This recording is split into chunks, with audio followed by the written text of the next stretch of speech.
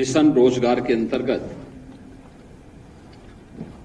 नियुक्ति पत्र वितरण के आज के इस कार्यक्रम में प्रदेश सरकार में मंत्रिमंडल के मेरे वरिष्ठ सहयोगी, प्रदेश के वित्त और संसदीय कार्य विभाग के मंत्री श्री सुरेश कुमार खन्ना जी, अध्यक्ष राजस्व परिषद डॉक्टर रजनीश दुबे जी,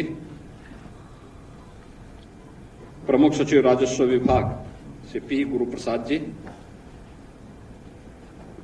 राजस्व विभाग के सभी अधिकारीगण, नियुक्ति पत्र प्राप्त करने वाले प्रदेश के मेरे सभी युवा साथियों, उनके अभिभावकगण और अन्य उपस्थित महानुभाव,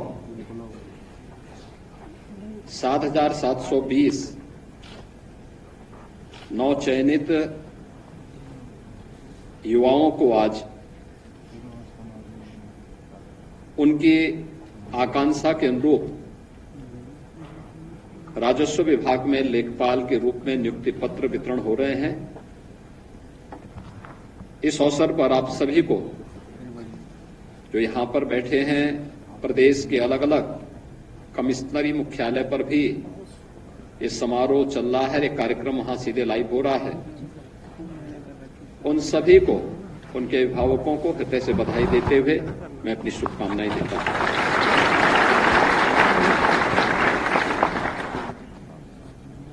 आप सब जानते हैं कि राजस्व विभाग एक बहुत महत्वपूर्ण विभाग है और उस विभाग की कार्मिकों की जनता की सेवा की नींव के रूप में लेखपाल की भूमिका बहुत महत्व रखती है। वर्षों से मांग चल रही थी, लेखपालों के पद खाली पड़े हुए थे और प्रदेश ने आम जनमानस की सुविधा और प्रदेश में निवेश की व्यापक संभावनाओं को ध्यान में रख करके इस नियुक्ति की प्रक्रिया को समयबद्ध तरीके से आगे बढ़ाने के लिए 2022 में राजस्व विभाग ने अपना अध्याचन अधीनस्थ सेवा चयन आयोग को प्रदान किया था। चयन की प्रक्रिया पूरी ईमानदारी और पारदर्शिता के साथ अधीनस्थ सेवा चयन आयोग ने संपन्न की, लेकिन जैसा कि हम सबको देखने को मिलता है, कुछ लोगों की एक फितरत होती है, हर अच्छे कार्य में रोड़ा अटकाना, अफवाह पैदा करना, गुमराह करना और कहीं न कहीं नव चयनित लेखपालों के नियुक्ति पत्र वितरण में भी इस प्रकार के रोड़े अटकाने के प्रयास हुए। लेकिन राजस्व विभाग और अधीनस्थ सेवा चयन आयोग इसके लिए लड़ा और अंततः सुप्रीम कोर्ट से भी फैसला अपने पक्ष में करके आज 7,720 नौ चयनित युवाओं को उनकी आकांक्षा के अनुरूप यह नियुक्ति पत्र आज प्रदान हो रहा है। इसके लिए मैं आप सबको बधाई देता हूं।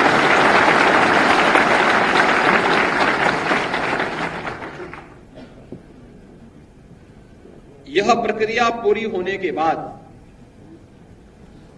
अभी 4,700 और नई नियुक्ति की अध्याचन हम भेज चुके हैं, उसको भी हम बहुत शीघ्र पूरे करने वाले हैं और इस प्रक्रिया के पूरे होते ही 30,837 जो लेखपाल प्रदेश में नियुक्त होने चाहिए, उनकी संख्या पूरी हो जाएगी। प्रदेश सरकार और डबल इंजन की ये सरकार युवाओं के रोजगार और उनकी नौकरी के लिए पूरी प्रतिबद्धता के साथ कार्य कर रही है। पिछले 7 वर्ष में आपने देखा होगा नियुक्ति की प्रक्रिया पूरी पारदर्शिता के साथ, पूरी ईमानदारी के साथ, बिना किसी भेदभाव के युवा की योग्यता और उसकी क्षमता के अनुरूप प्रदेश सरकार ने इन कार्यक्रमों को आगे बढ़ाया, जिसका परिणाम था कि 6 लाख से अधिक युवाओं को हमें सरकारी नौकरी में नौकरी प्रदान करने और नियुक्ति पत्र प्रदान करने का अवसर प्राप्त हुआ और आज वे सभी युवा प्रदेश के विकास में अपना योगदान दे रहे हैं। वे अलग अलग क्षेत्र में थे, तो Uttar Pradesh public service commission में था, कोई अधीनस्थ सेवा चयन आयोग से था, कोई उच्च शिक्षा चयन आयोग बोर्ड से, कोई माध्यमिक शिक्षा चयन आयोग बोर्ड से, कोई बेसिक शिक्षा परिषद से, कोई पुलिस भर्ती के रूप में। यानी अकेले हम लोगों ने प्रदेश में 1,55,000 से अधिक तो पुलिस कार्मिकों की नियुक्ति की,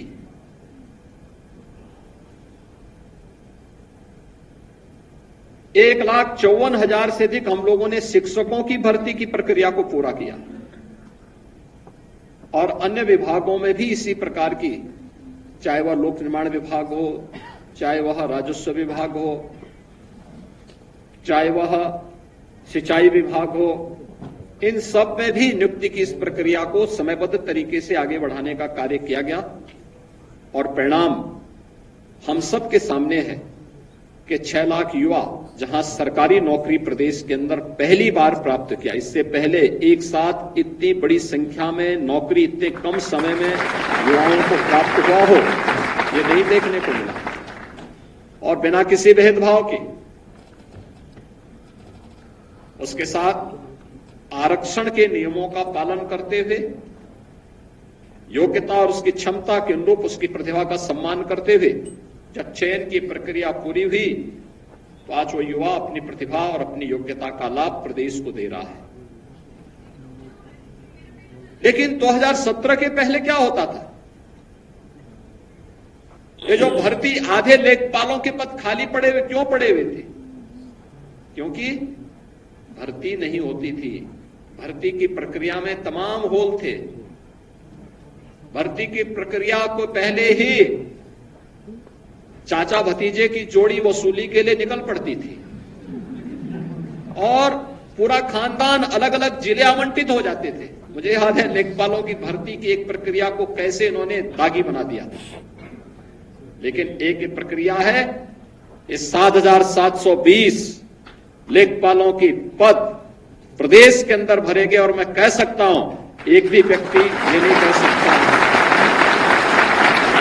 कि अभियाचन से लेकर के नियुक्ति पत्र वितरण की इस पूरी प्रक्रिया में चयन की प्रक्रिया हो या उनको नियुक्ति पत्र देकर के जिला आवंटित करने तक किसी को सिफारिश कराने की आवश्यकता नहीं पड़ी, किसी को यह कहने की आवश्यकता नहीं पड़ी साथ हमारी तैनाती हो जाए, क्योंकि उसे मालूम है, उसे विश्वास है और युवाओं का विश्वास हमारी सबसे बड़ी पूंजी है।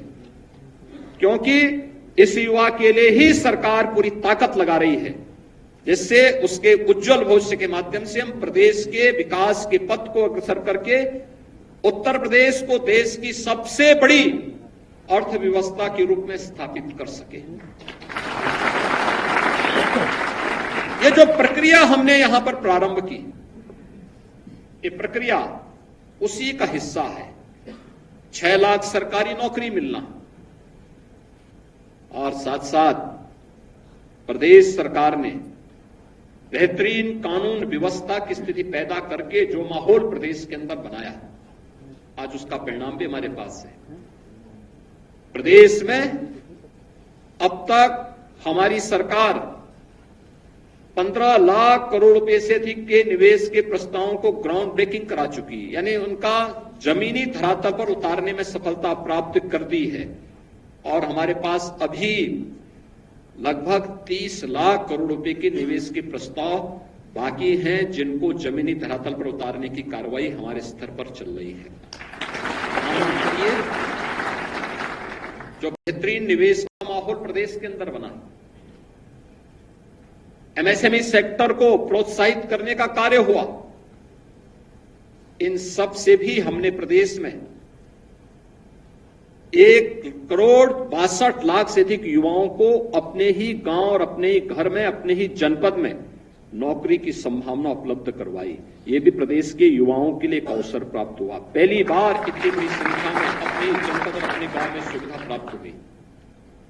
और यही नहीं, प्रदेश ने स्वरोजगार के लिए भी केंद्र और राज्य सरकार की विभिन्न योजनाओं को आगे बढ़ाने के लिए भी जो कार्य प्रारंभ किया, जिसमें प्रदेश सरकार के स्तर पर, विभिन्न स्तर पर जो प्रयास प्रारंभ हुए, आज उसका परिणाम किस रूप में हम सबके सामने प्राप्त हो रहा। प्रधानमंत्री मुद्रा योजना है, प्रधानमंत्री स्वरोजगार की योजना है, मुख्यमंत्री युवा स्वरोजगार की योजना है, वन डिस्ट्रिक्ट वन प्रोडक्ट की योजना है, प्रदेश के अंदर विश्वकर्मा श्रम सम्मान और केंद्र के स्तर पर पीएम विश्वकर्मा जैसी योजनाओं के माध्यम से भी हमने प्रदेश में 62 लाख से अधिक युवाओं को स्वतः रोजगार के साथ जोड़ने का काम भी प्राप्त यहां पे प्रदान किया है। आज इसी का परिणाम है। अनएम्प्लॉयमेंट रेट यूपी का तेजी के साथ नीचे गिरा है और अधिक से अधिक मात्रा में युवाओं को नौकरी और रोजगार, स्वतः रोजगार के साथ जोड़ने का एक अवसर प्राप्त हुआ है। मुझे याद है 2017 के पहले इसका परिणाम, लोग कहते हैं कि आखिर इन युवाओं को नौकरी देने से क्या हुआ। मैं कहता हूं इसका परिणाम हुआ कि उस युवा ऊर्जा ने, उस युवा प्रतिभा ने अपनी योग्यता को साबित किया। 2017 के पहले जो उत्तर प्रदेश देश की छठी अर्थव्यवस्था माना जाता था, वही उत्तर प्रदेश आज देश की दूसरी बड़ी अर्थव्यवस्था और सबसे तेजी के साथ स्थापित किया है। ये जो कार्य हुए हैं, इसने उत्तर प्रदेश को एक पहचान दी, उसने उत्तर प्रदेश को एक पहचान दी। ये वही उत्तर प्रदेश है जिस उत्तर प्रदेश का युवा उत्तर प्रदेश से बाहर कहीं जाता था, उत्तर प्रदेश का नाम सुनते ही उसको पहले ही साइड कर दिया जाता था। कुछ जिलों की छवि तो ऐसी बना दी गई थी कि उस जिले के नाम पर, अभी मैं देख रहा था, आजमगढ़ जिले से जो युवा आया था त्रिपाठी हमारे पास लेखपाल की नियुक्ति प्राप्त करने के लिए, नियुक्ति पत्र प्राप्त करने के लिए,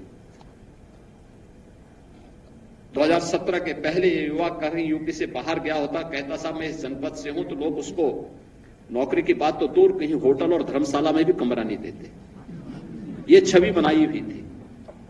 आज ऐसा नहीं, आज उत्तर प्रदेश का युवा कहीं भी जाएगा बड़े सम्मान की निगाहों से देखा जाता है, क्योंकि इसे मालूम है कि नए उत्तर प्रदेश का नया युवा है, इसकी प्रतिभा का लोहा दुनिया मान रही है।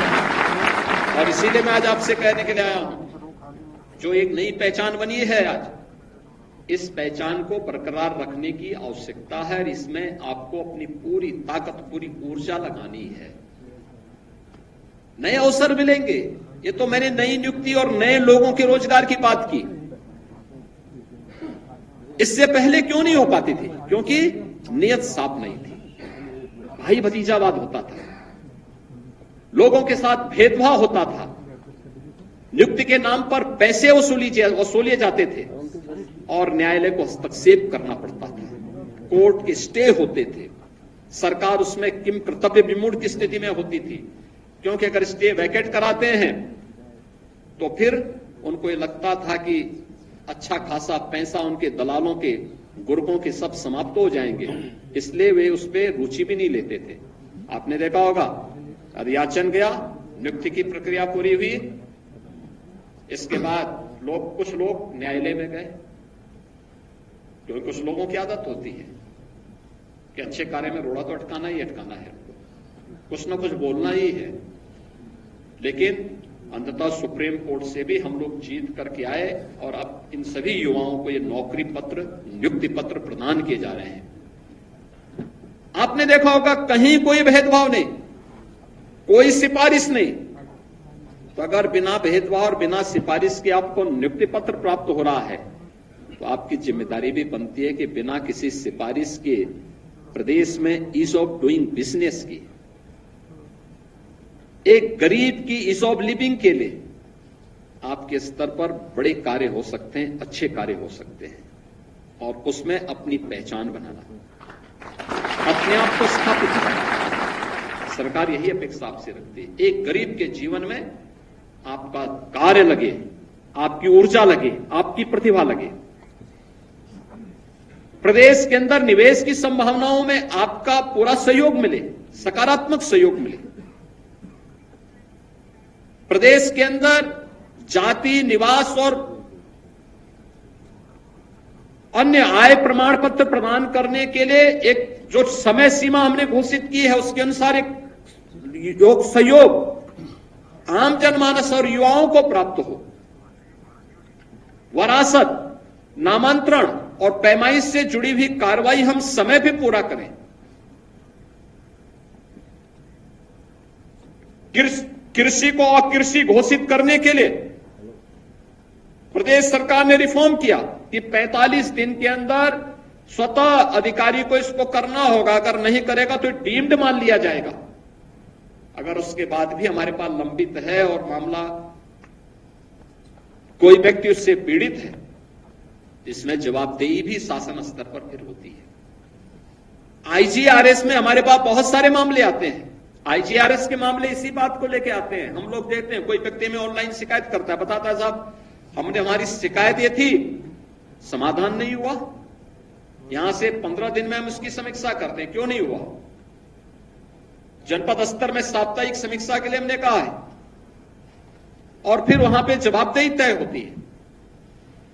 और इसलिए मैं आप सभी युवाओं से कहूंगा, एक अवसर मिला है आपको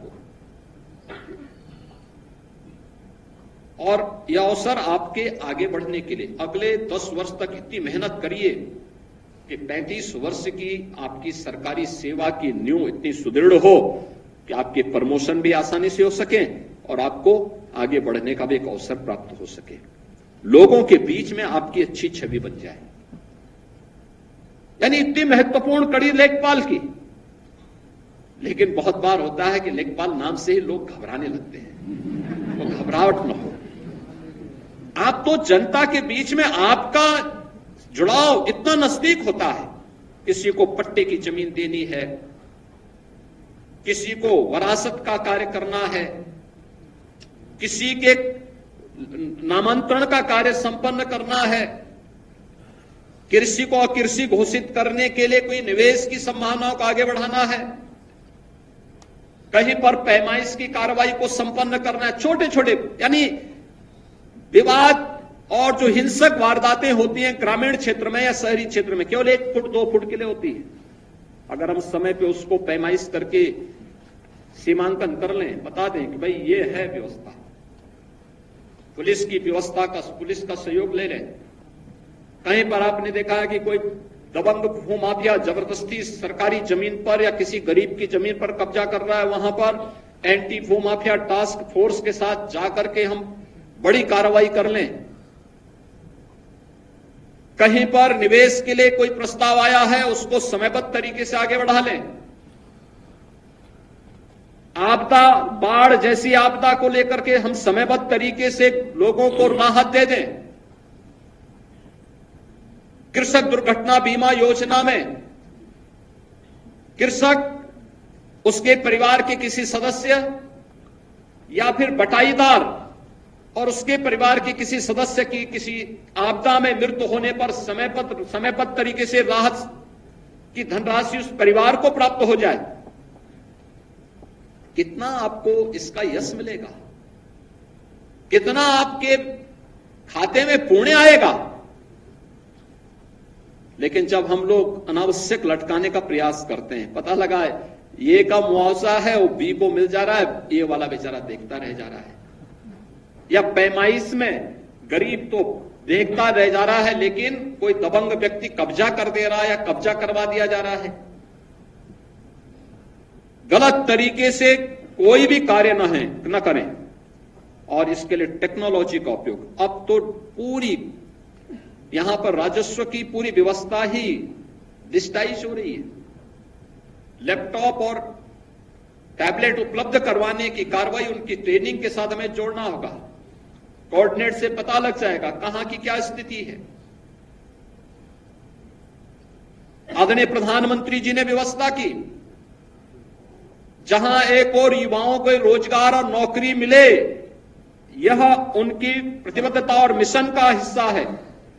वहीं साथ साथ ग्रामीण क्षेत्र में निवास करने वाला कोई भी व्यक्ति अगर परंपरागत रूप से गांव की जमीन पर, ग्राम समाज की आबादी की जमीन पर मकान बना के रह रहा है, तो उसके जमीन का मालिकाना अधिकार उसको घरौनी के माध्यम से प्राप्त हो सके। बड़े स्तर पर कार्य चल रहा है। अब तक 63 लाख से अधिक लोगों को हम लोगों ने व्यवस्था दे दी है और हमारा प्रयास है कि इस वर्ष तक हम लोग सभी 1,25,00,000 परिवारों को ये सुविधा उपलब्ध करवा देंगे कि जहां पर वह बसा है वहां का मालिकाना अधिकार घरौनी के माध्यम से उसको उपलब्ध करवा दिया जाए, जिससे वह व्यक्ति गांव की सारे जमीन संबंधी विवाद वहीं पे समाप्त हो सके। कितने लोगों के जीवन में आप परिवर्तन कर सकते हैं। ईज ऑफ लिविंग भी है और ईज ऑफ डूइंग बिजनेस भी है, और इस पर आपको बेहतर प्रयास करना है। सरकार यही अपेक्षा करती है कि हम लोग इस दिशा में प्रयास प्रारंभ करें, और मुझे लगता है कि वह आपके लिए आगे बढ़ने का एक अवसर भी होगा। और इसीलिए नियुक्ति पत्र वितरण के इस कार्यक्रम के साथ मैं स्वयं अपने किसी न किसी सीनियर मंत्री के साथ आता हूं और यही अपेक्षा करता हूं कि हम बेहतर करें, लोगों के जीवन में हमारी कार्य पद्धति एक छाप छोड़े, लोग हमारे प्रति सम्मान का भाव रखें। इस प्रकार का भाव, इस प्रकार का आपको अपने कार्य पद्धति को बनाना होगा, और इसी कार्य पद्धति के लिए आज मैं यहां पर आपके बीच में यहां पर उपस्थित हुआ हूं। आज के इस अवसर पर मैं आप सभी को एक बार फिर से हृदय से बधाई देता हूं।